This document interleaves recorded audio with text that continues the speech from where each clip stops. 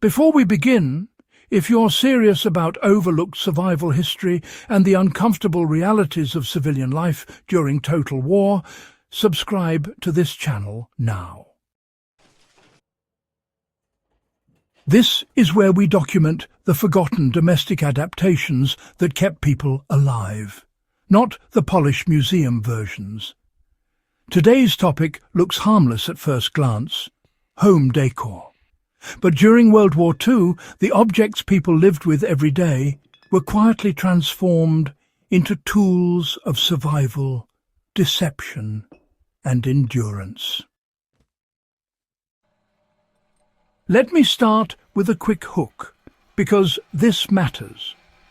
When nations mobilize for war, civilians don't just change what they eat or wear. They change how they live inside their homes.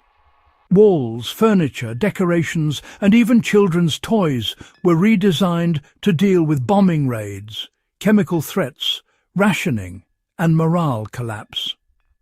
These were not eccentric design choices.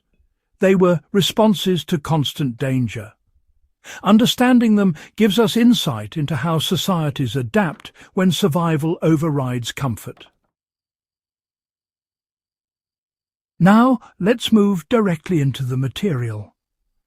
Blackout curtains became defensive infrastructure inside ordinary homes. What looks like heavy drapery today was once a frontline defense against aerial targeting. In Britain and parts of Germany, blackout curtains were mandatory, thick, and often layered with rubberized backing. They were mounted not for beauty, but to seal light leaks down to the smallest crack. From a practical standpoint, these curtains teach a modern lesson in passive concealment. Light discipline is still a core principle in survival scenarios. If you live in an area prone to unrest or disasters, studying World War II blackout setups shows how to retrofit existing windows with layered fabric, overlapping mounts, and quick-release systems without permanent modification. Gas mask display boxes were treated as household ornaments.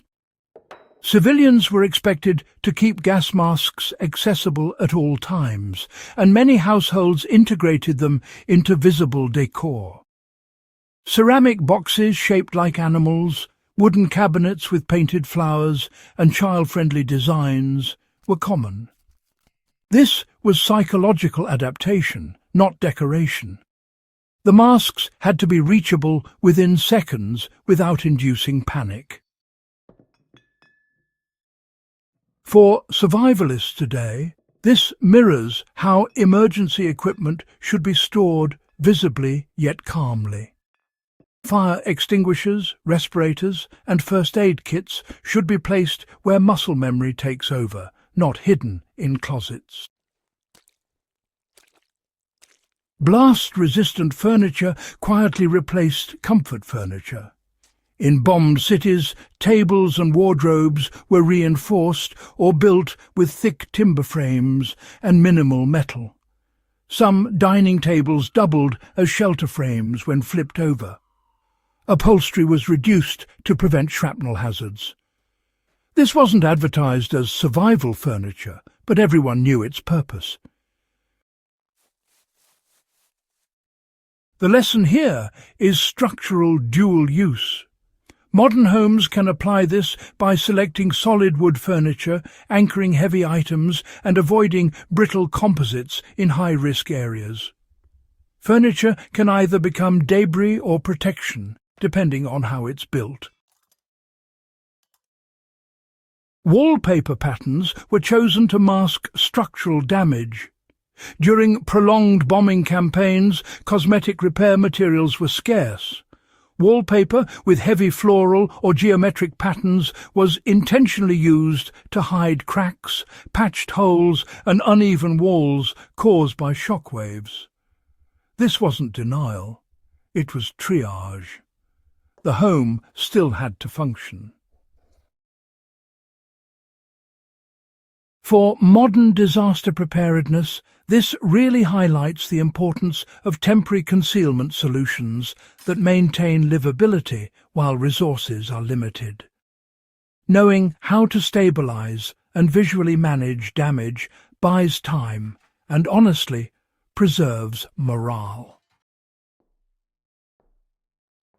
Camouflage-painted interiors were actually used near strategic targets.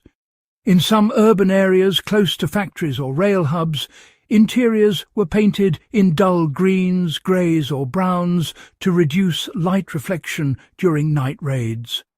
Gloss finishes were avoided entirely.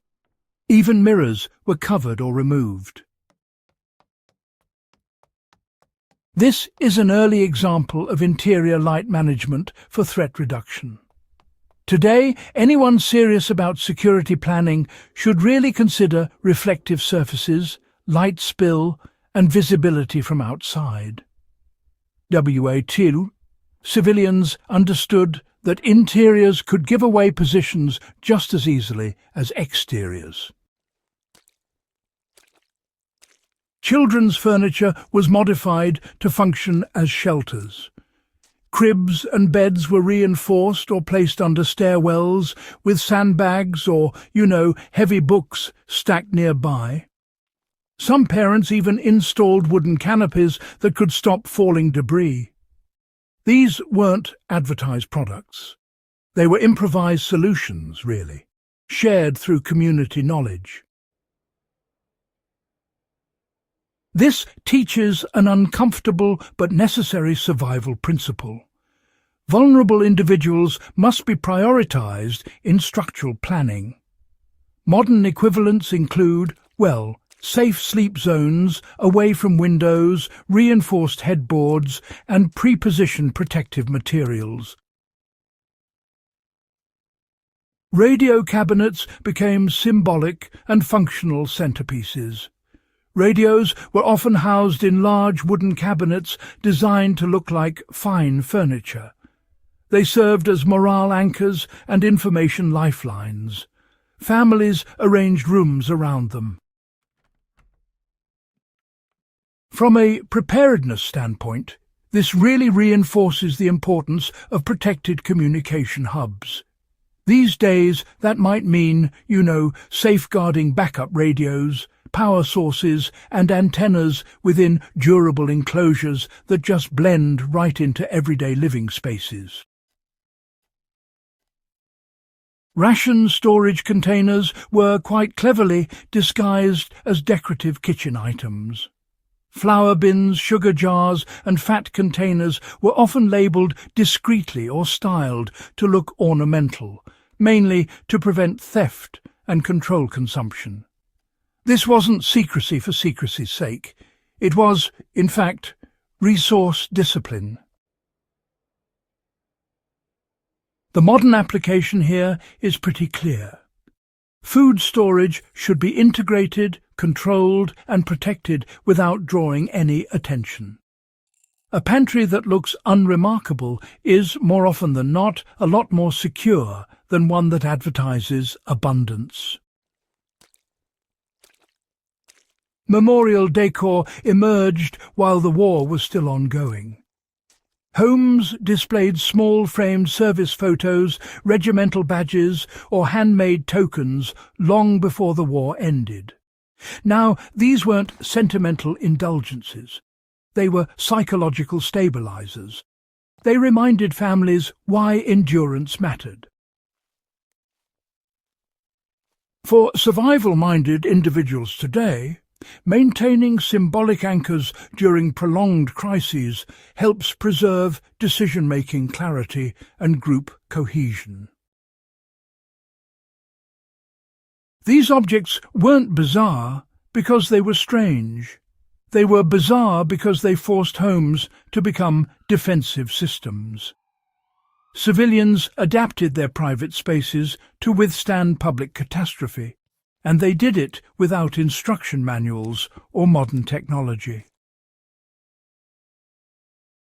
If this kind of grounded, uncomfortable history matters to you, subscribe to the channel, Share this with someone who still thinks survival history is only about the battlefield.